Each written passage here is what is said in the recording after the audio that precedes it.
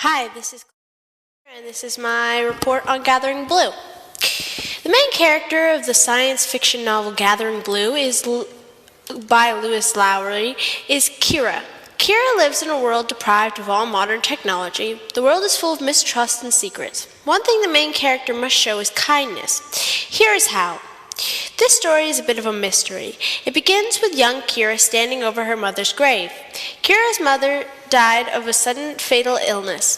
Kira spent the time before her mother's death attempting to heal her, spending day and night next to her bed, helping her in any way she could. Even though she had to do everything else with her twisted leg, this is a great example of her kindness. After saying a final goodbye to her mother, Kira returns to her village to see Tykes, children, playing in the streets. Kira thinks of all the times she has entertained the young Tykes by telling them stories about fascinating things. Another example of her kindness. Kira returned to the spot where her cot used to be. The people of the village had burned it down to assure the sickness would not spread. Kira is confronted by a woman named Vendira, who wants her cot's place. Kira shows more bravery than kindness here. She must stand up to this incredibly tough and cruel woman and her gang. In the end, they agree to take it to the edifice, or court. When Kira arrives at the edifice, she is very nervous. During the trial, she really only shows kindness when she wants to have her space back and go on with her life. She doesn't want Vendir punished or anything.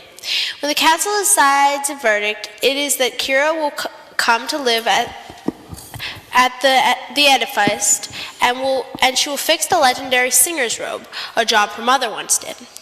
A man named Jameson, who was her defender at the trial, shows her and her young friend Matt, a young boy from the fens, or the slums, who Kira is very close to her new room.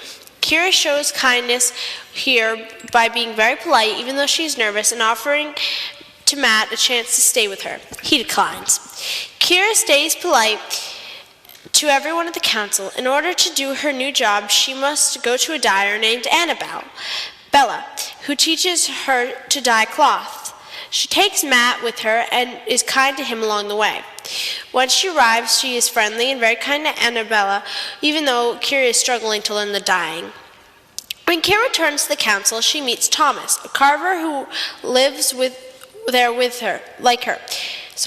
She makes friends with him right off. She is very kind to him always as well. Kira continues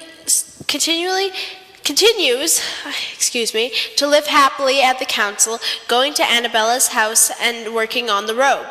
She spends a lot of time with Thomas and Matt. One day, when the men of the village are going on a hunt, Kira sees that Matt is with a group that is going. She fears that the tyke will be taken by beasts like Kira's father was. Kira goes to Thomas and says, "Please, Thomas, help me stop him." Thomas asks why. After all, he is only a tyke.